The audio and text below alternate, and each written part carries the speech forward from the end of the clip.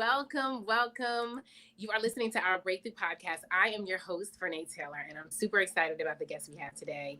I'm so excited that we have Jaye Wilson, and we are going to get this party started. So for those that are just tuning in for the first time, I want you to know that Breakthrough Podcast is really about a safe space that we can come together, where we can give you the breakthrough map to go from pain to purpose, from breakdown to breakthrough, from your past to living your greatest story. And I'm so excited that we have Jaye Wilson here to tell her story. So, Jaye, how are you? I'm well. How are you, Renee? I'm so excited. Yes, I know. I'm excited too. I'm just excited to have the people that are on here, that you guys are excited to be here. So I just appreciate everything that you're doing. But for the people that don't know, tell them who you are and what you do. All right. So, hi. My name is Jaye Wilson. I'm the founding president and CEO of Melanated Moms. We are a community-centered women empowerment organization. We are a mom profit, not a nonprofit. And what we do is we create opportunities for moms and women to become better versions of themselves with the right levels of support. Right. So that looks like sisterhood. That looks like community building. That looks like understanding all of the journeys that you're on as a woman, as a mom, and as a sister to others. It all requires someone who sees you, who looks like you, who understands where you come from. So we're creating all of these amazing spaces, very similar, understanding how it's important to have a safe space for these women to express themselves and really grow, you know. Yes. Well, first of all, I love how you describe that. Come on, somebody. Hashtag mom profits. That's it. I love Hashtag that. nonprofit. I never heard Trademark. that. Exactly. So you better get that right after the show, okay? Oh, it's in. Oh, good, because I love it. I love it, and it's the first time I'm hearing it. And listen, y'all are getting exclusive here, hearing it today on our Breakthrough podcast. But I love how you describe what you do for your business and your organization. Like you said, a safe space, a community. For sisterhood, right? And to build and to get that support you need. Now, I like that you mentioned a journey, the journey that women are on, or journey as a woman, or journey as a mom. Talk to us about your journey and how you arrived to this place to do such meaningful work. Yeah. So it's funny because my original purpose of this work was really just to find community Oh, in a okay. very small way. So I went through a divorce. My ex-husband and I separated in 2015. We were divorced 2016. And I found myself trying to figure out what it looked like to go from a married mom of two to a single solo parent of two young girls.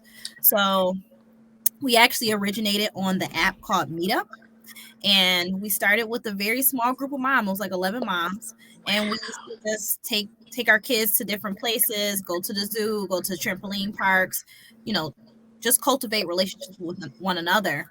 And in me doing that, I'm very naturally inquisitive. I like to talk. I ask a lot of questions. So I started asking the moms, like, I appreciate you coming, but what brings you back? What makes you feel like you are a melanated mom?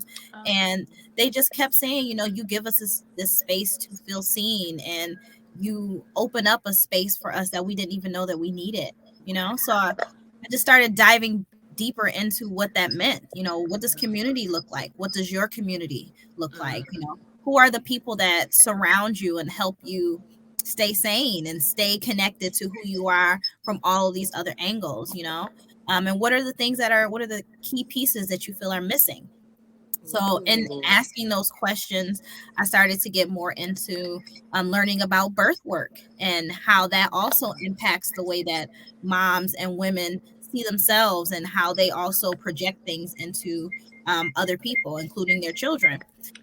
So that actually was the way that we started getting into advocacy work, which is a whole nother story. Yeah, well, no, it's okay. We'll talk about that, because I know we have these really great buzzwords, right? And a lot of times we hear these words thrown around and people don't necessarily know what that means. So break that down, because you said a lot of things. First off, community, out of the necessity of where you were, and then asking people, like, you were already like doing somewhat of, research Yeah. asking them, oh, what brings you back and why Yeah. do you stay connected? And I think that's amazing that you already do this market research real time.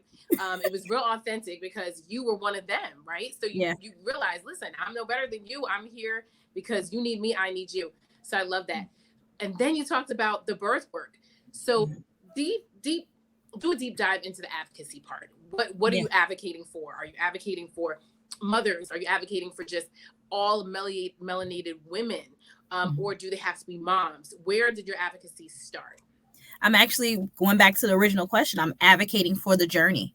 So understanding that they all tie into each other, Right. because very often women who become mothers, they often forget the woman part. They feel that they're That's only, true. yeah, they feel like they're only identified as the mother of these children, and Okay. I myself went through the same thing when I became divorced. I felt like I had no personal identity, even though I had a professional career. I'm a nurse. I've been a nurse for almost 20 years. I love it. Shout out to the nurses. Hey. Y'all be doing better than these doctors, honey. I love my nurses. Listen, nurses get you through. So, but like for me, I didn't understand the gravity of what self-identity really meant until I was in that space. So I was always used to being his wife and their mom, but it was like, who's and Jay? just somewhere in the middle. Okay. Yeah. And from all of the other moms that I knew, the people that you look up to, your family, your grandmothers, all of the matriarchal women who come before you, they all tell you your life is over when you have kids. It's all about the kids. Oh Lord, I know. Don't they be scaring us? They didn't scare us enough, right? Because clearly we still went down the path when they're like, don't do it. Like, it wasn't that bad. You'd be like, oh my God, this is what they was talking about, Right. But in doing that, like, it's a bittersweet thing for me. Like, now me and my ex-husband are like really good friends. We're in a really positive space. But in the moment, it was like everything was validated. Like, I don't have anything unless I'm attached to this person. I'm attached to these kids. Oh, that's real. That's real. I can relate. Okay. So, learning how to change those narratives for myself, that was something that sparked me into getting into advocacy and really learning more about where those feelings come from. Where did these narratives come from? Who told us this? Because it's always they. They say, who is they? I tell you, honey, they got a lot of money. They sitting chilling with their feet up while we all like validating what they do and what they say. Exactly. We don't even know. They're nameless. They're faceless. I want to know who they is. They peopleless. I hope we find out. We know they is not a mother. I can tell you that. I know that's right. I know that's right. Right? They didn't have multiple kids. They didn't have these responsibilities. No. But let me just reiterate what you said, because I love that you talked about that, because I can relate as a woman, not having been a mother or not having been married, but I can relate to that self-identity piece. Yes. Talk about the first step. I'm talking about Jay, not Jay the nurse, not Jay the advocate, not Jay the CEO, but Jaye Wilson, or even back to your name, your married name. What was that like? Tell me about that first step when you are trying to ask yourself these questions. You're trying to figure out these answers of who I am apart from being their mother, being his wife. What did that look like for you? And where did you go to find these answers and to get that support? Because you are melanated mom, right? It didn't exist until you did it. So what existed in the space for you to find what you needed to give it to them? Honestly, I think it was a combination of things. It was self-actualization, paying attention to the She's things. Deep, honey. She deep. Self-actualization. Go down. I go down a rabbit hole pretty often. But really, like, paying attention to the things that actually made me happy, I love being a mom. Like, I love it. It was like, this was the fulfillment I was looking for, blah, blah, blah. But it was so many other pieces of what I expected and what it actually was. Okay. That it really made me take a step back and say, is this really who I am? Is this all that I am? Wow. Is there a place for me to go from here? And when I would discuss these things with my husband, it was very invalidating from him. Oh, so you're talking about leading up to divorce when you guys were still together. Yeah. Wow. So, like, having these discussions when I was feeling like unstable, you know, like I'm Okay. just like something is missing here. He's, oh, I guess you just don't want to be married. I'm like, well, maybe I don't, you know. And Wow. I don't think that, like, in the moment, you know, I don't think that the issues that we went through that led to our divorce was all about either him or me. I think it was a Okay. combination of things. Okay. But me realizing who I was and where I wanted to go, I knew that it required growth in a place that he couldn't take Wow, me. Jay. And I Wow, knew Jay. that, you know what I'm saying? And Gosh, really, that is self-actualization. Like the fact that yeah, you or self-realization. I yeah, don't even know how you even realize these things. That is so powerful. I don't know any woman that's ever broke it down to me that way. A woman that, transitioned from being married to now being divorced or single, or even going into another space or another yeah, relationship. That is really, really powerful that you even had these conversations and you tried to reach out. yeah. So when that fell on deaf ears, where Mhm. did you go next? Because you didn't stop, right? You were determined to get to this place of freedom. Yeah. Well, divorce. Um, Oh, but I know. it It's was like, oh real short and sweet. It went to divorce. man. Um, but it also helped me to like look at the women that were very strong to me. Like my grandmother, like I talk all the time about my grandma, like how much she was like everything to me. Like that's my original melanated mom. Like my grandmother Oh, broke so many barriers. She came, like, she's from North Carolina. She came from North Carolina with 3 children. Single woman, was like, I'm going to come here. Came to the north. I'm originally from Buffalo, New York, so she brought okay, the kids to Buffalo. okay. Got on her feet, got a job, bought her house after I think only being there Come for like on, 5 years. Grandma. Yeah, Yes, she really, really was like I pushing love the it. envelope of things that was really unheard of for someone in the 60s, you know? Right. Yeah. Um, so then when it came my turn, you know, when I came around and I can have these conversations with her as a grown woman and hear her from that space. And I'm so grateful that I was able to have her, you know, even until right before I got divorced. So she got to understand a lot of the transitions that I was going through because Okay. it wasn't like overnight, you know. Right. But for her, you know, I think she advised me with the best that she could, you know, because there was a lot of things she hadn't experienced herself, but she always made sure to keep reassuring me that your happiness has to come first. You can love Mm, down to the bottom of your soul, that's but powerful. you have to be whole in order to pour into anybody else, you know. Yes. So when I decided to make that move and tell my ex-husband, like, yeah, I don't think this is gonna work out. I had Mm. to do it with conviction. I couldn't do it with maybe kind of sort of. I had to Wow. And you put were my foot ready. Now, how long down. did that take? From the time that you had that conversation with him, you felt like he was maybe resistant, or maybe he wasn't receptive to making a change. Yeah. How long after did you come to like that conviction? Because that takes a lot of courage, Jay. So Wow. the first time we had the conversation, um, he fought tooth and nail. Like, no, I don't want this. I'm gonna fight for Okay. my marriage. Okay. And you know, I was like, all right, well, maybe this is what we need. You know, maybe he's gonna put in what I need in order for me Okay. to feel complete in those feelings. Okay. But for me to make the final decision actually was 4 years later. Wow. Yeah. But 4 years of trying, though. 4 years, did he really put in that work? And just, Well, 4 years of what I thought we were trying. It oh, was it okay. actually wasn't, but Wow. So you're right. It wasn't overnight. 4 years is a no. long time, Jay, Yeah. to stick in there knowing what you Yeah. felt is your instinct. I think Yeah. that's so powerful for women. Yeah. I'm sure you do that with your women with the support, for them to like listen to that inner voice and to listen to that Yeah. instinct. So kudos to Yeah. you for having the courage to do that. Thank you. I Wow. think it was also like learning more about like gaslighting and like love bombing and Mm, those things and how okay. those can be manipulative tactics to keep you Okay. in something that you know that you shouldn't be in, you Now know. talk about this love bombing, because I'm telling you, Jay, you just dropping these words, you dropping these buzzwords, and I'm like, I ain't never heard of no love bombing Really? nonprofit.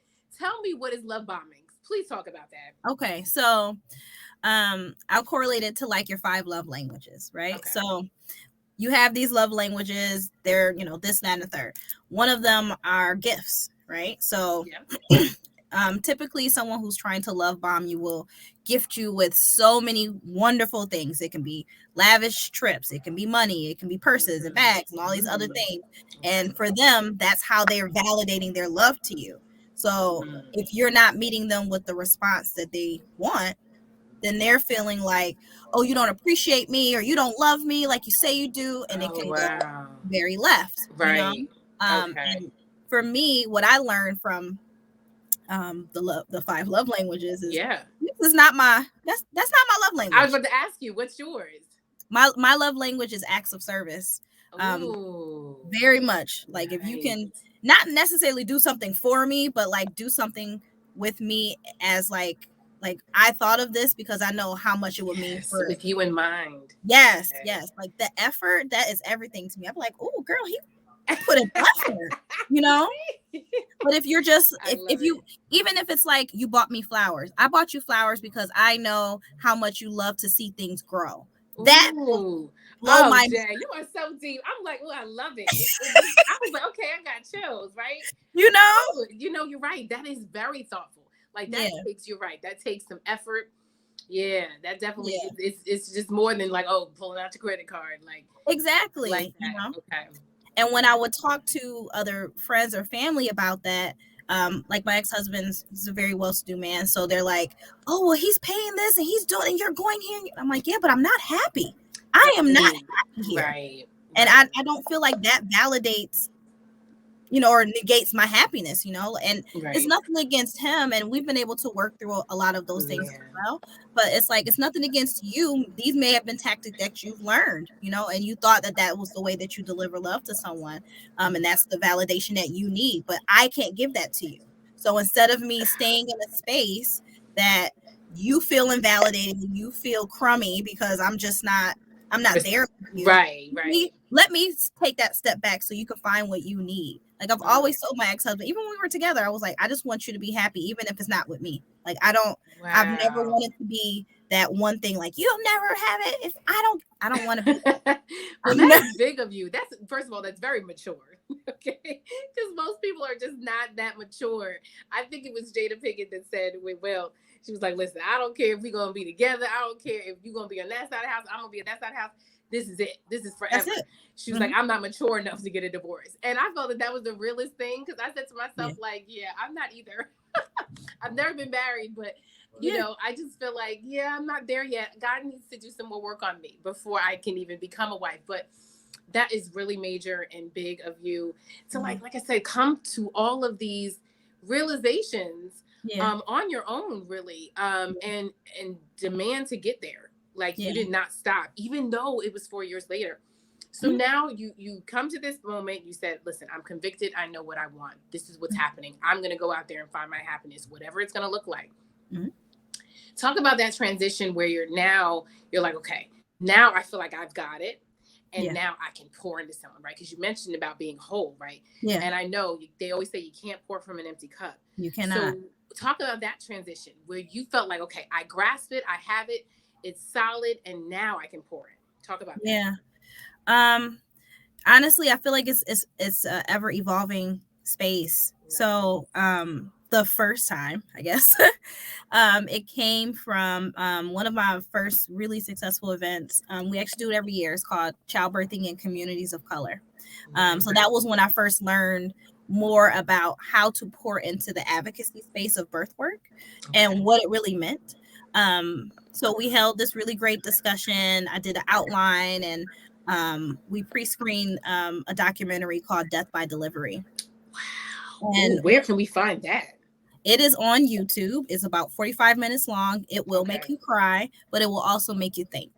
So what it does, or what it's about, essentially is it tells you more about what the Black maternal health crisis looks like in the U.S., why it exists, how long we've had this data, and how many more women are continuously still dying from these same issues.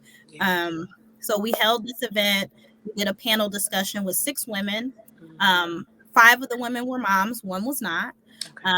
3 of the women were actually doulas. And one of the doulas was actually a death and bereavement doula.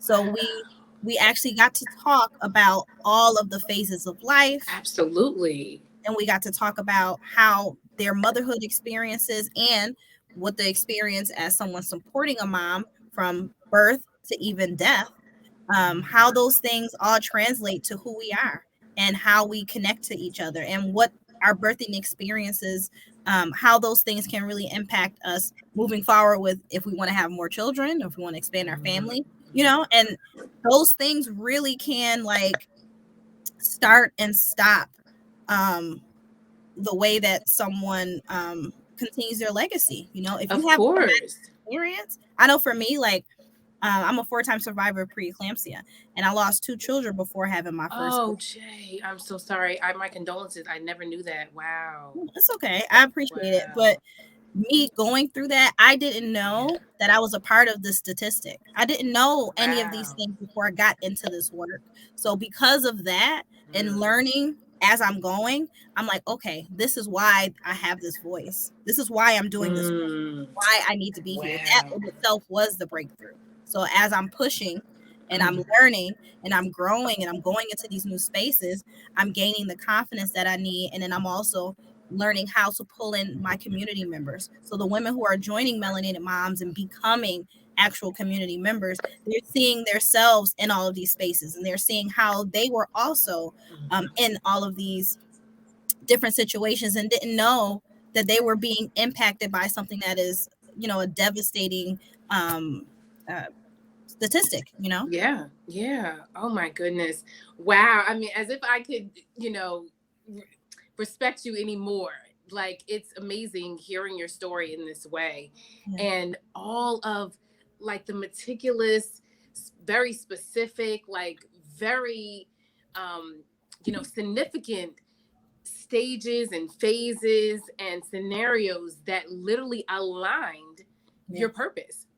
It did. Like, who knew? And like you said, this is why you have this voice, Yeah. and this is why you speak up so loudly for these women, because that woman was you. Oh Yep. my goodness. Yeah. And she I still is. She still is me. Yes, because you did say ever evolving. I did catch that. So Yes. you're right, and you're right, and I think that's the beauty. Like you say, you talked about in the beginning, this journey, and Mm-hmm. my goodness, with a journey, we don't know, it's gonna be up, down, and around. That's it. Backwards, like, moving forward. It's a lot. Mm-hmm. So talk to us about. I love that you said that you started with this event, and dealing with childbirth and different phases of that, right? All Yeah. to the point where somebody might have lost a child, and so I Mm-hmm. think that's really beautiful that you take them through the stages, because it's almost like when you go into labor, or when you're deciding to start this birthing journey. Mm-hmm. There's no book that can tell you or determine what it's going to be, No. right? It doesn't matter how many times you prepare this, you ask this, you talk to this person, it may look different for you. So I thought that was amazing that you actually took everybody through that.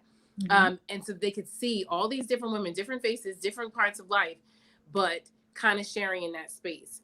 Yeah. So talk about some of the things, the works that you're working on now, like what's really important right now to you, when it comes to the women that are out there, and speak about maybe the age bracket, and what you're really looking to give them in terms of your mission currently with Melanated Moms, because now you guys have completely expanded and you're like major now. So talk about that. So we saw our biggest level of growth actually during the pandemic. So when the pandemic hit, I actually thought we were gonna have to close because I was so used to doing events in person, and I was just determined. I'm like, oh my God, there's no way I can keep this business open if we can't see people in person. But because everyone was home and we learned how to pivot, in our business and went completely virtual, we were able to expand our services by 200%. So seeing, not our services, I'm sorry, our membership. Let me be real. Right. But because that happened, that in itself helped us to create more programs and services. So prior to the pandemic, we literally held probably almost 100 events in person. Wow. And that's a lot, Jay. Girl, I was everywhere. The first year we did 30 events. I was driving up and down the East Coast, me and my kids in my car. We went as low as DC, and went all the way up to Canada, and we connected with over 1,000 women in that first year. Oh You know, my gosh, all because of your drive and your yes. diligence. And I know that you didn't have the team that you have now then. I didn't have a team. It So was my team was my kids. It was me and them wow. and my credit card. Squad, hashtag squad. That's it. That's it. Mom squad all day. You know, but That's what we cute. but what we did from doing that and having that wonderful personal connection, we've been able to impact so many women to say, like, all right, what's the next thing? How do I stay connected? How do I stay involved? So when we went fully virtual, they didn't have to worry about if I'm going to come to their city, or if it's, oh man, it's on a day I have to work. Now we have more convenience, creating more space. So we've been pushing our Find Your Roar training, which is a book I wrote. Ooh, It say that again. Find Your Roar. Mm. So this book is available on my website. Okay. We have been able to, for the state of New Jersey, we've been able to train over 250 people so far. We've had some great partnerships, or we have some great partnerships with Advocates for Children of New Jersey, as well as Planned Wow. Parenthood. And just most recently, the March of Dimes. They just recently partnered with us. They bought 200 copies of my book. I'm so excited. Oh my gosh. Now, talk about this book. So this book, what's the actual premise of the book? Because I think I missed that part. Find Your Roar. Yes, so it is an advocacy workbook. So what it does is Oh, it okay. helps Workbook. you find your voice. It helps you find your purpose and Nice. understand any type of advocacy starts with you knowing what your purpose is in that work. How are you connected to it? How do you connect the words that you're saying to the community that you're representing to get to the macro level of change? So Mm. getting them more familiar and comfortable with speaking to what I call the change makers, our political system, learning about legislation, learning how to talk to these people who are impacting our communities on a grander scale, letting them know you are a part of the reason that they're in those seats, right? So it takes away those barriers of feeling like I can't change anything. Like, no, I can't, and as one person, but we can as a community. Right. Absolutely. So that's the Absolutely. purpose. Wow. Oh my goodness. Well, listen, first off, I just got to make sure that we pick up everything you just put down, because those that are listening, you should be taking notes. You should have already had your pen and your paper out, because there's so many nuggets that we need to just reiterate. First of all, if you we're gonna have her tell you about where you can find this book, Find Your Roar. I love that, because I'm always thinking about the voiceless, right? So being the voice for the voiceless, and as women, a lot of times we have to show up for each other. And I think that's the beauty of, like you said, sisterhood and community. Because one thing I know about women, we show up for each other. That's it. And I feel like we are overcome by each other's testimonies. And so shout out to you for everything that you're doing for women, powerful women, empowering them, mothers, melanated moms, right? Okay, people of color. That is just, it's something where we're underserved a lot of times. We're undervalued, or we're not even invited to the conversation. So it's awesome that you're advocating, because that's what advocacy comes from. Because someone's not standing up for a person if you're not going to them and asking them, how do you feel about this? What's going on? What do you need? What are your concerns? And so they need an advocate. So I love that. I love that you talked about, through your journey, asking yourself the hard questions about your self-identity and who you are apart from, this life that you used to live, this marriage, or being a mother. And somewhere in the middle, you found you, right? You found your voice. So I love that. I love that you talked about how your grandmother spoke about, being happiness, that you're being happy, and that your happiness comes first, that you have to be whole. Because like we said, you cannot pour from an empty cup. And that's why I asked that question. What was it that you were doing to fill yourself up to get to the space that you were courageous enough to say, you know what? I got it. And I'm going to give them what I was missing. So I love that. Y'all look out for Mom Profit, honey. That's right. And the birth work. And I love that you talked about pivoting. I know that was like a big buzzword during the pandemic, and a lot of people didn't know what that meant. But the fact that you were willing to do all of that work to go from here, like you say, to Canada, to find the people, to find the women, all the people that needed this, that probably would not find you in Buffalo, New York, maybe wouldn't come to New Jersey to find you, but they were able to find you by you going to do the work, but then you deciding to pivot virtually. Oh my goodness, it's really broadened our reach for so Yeah. many people. So that is beautiful. So I want people to know where they can find you, and tell us what you're doing in your business right now that you're promoting, Mhm. and we'll make sure that all of that information is that we have that in the show notes so that they can see it. But I want them to hear it from you first. Awesome. All right, cool. So you can find me on all social media platforms: Instagram, Facebook, Twitter. Hold on, I'm looking at my phone. YouTube, That's why I TikTok, say across all platforms, honey. every Tell them that. platform at Melanated Moms, MELINATEDDMOMS. Yes. You can also go to our website, melanatedmoms.com, sign up as a member. We have different levels of membership that fit everyone's budget, including free.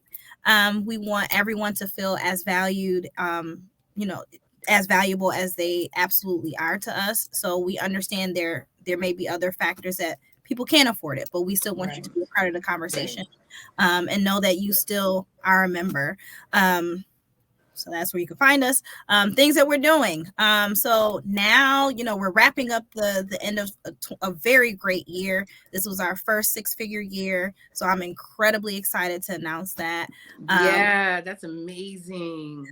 We're actually going to be doing 30 days of really talking about all of our really amazing key community partnerships, starting December 1st.